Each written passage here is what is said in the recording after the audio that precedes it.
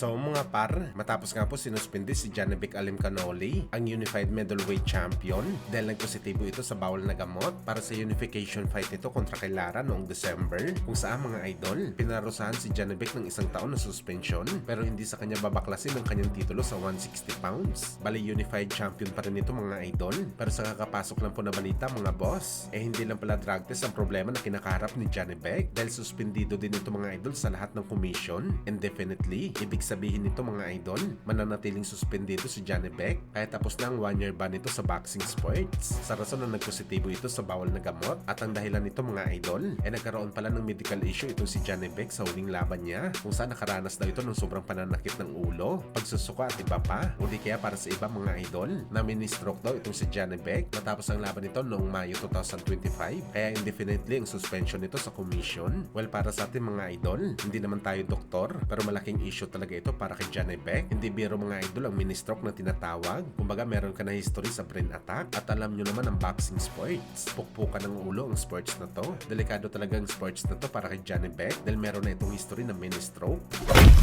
Samantala, anak ng ating pambansang kamao Manny Pacquiao na si Eman Bacosa Pacquiao, binulagan ng boxrec dahil kanina lang po mga idol, nag-change status na po ang boxrec sa official na record ni Bacosa. Alam naman natin mga idol, nakilala natin si Bacosa na isang undefeated fighter na merong 7 wins, 1 draw at walang talo. Pero kanina lang mga idol, nagkaroon na ng talo si Bacosa, 7 wins, 1 draw at 1 loss, at meron itong 4 na knockout sa kanyang record. Natalo pala si Eman Bacosa mga idol sa pro debut nito, at hapon ang nakatalo sa kanya mga boss, si Hiromi Tsutsumi, at sa Japan ito natalo, hindi sa Pilipinas. Lumaban na pala si Bacosa sa Japan, kaya hindi na ito undefeated. Parang Devin Haney lang ito mga idol, dahil ayon sa rumors, meron daw naging laban si Devin Haney sa Mexico na natalo siya, pero hindi nilagay sa boxrec ang talo at binayaran lang daw para maprotektahan ang record ni Boy Ilong. Pero iba naman itong kay Eman Bacosa mga idol, nalantad talaga na meron itong talo.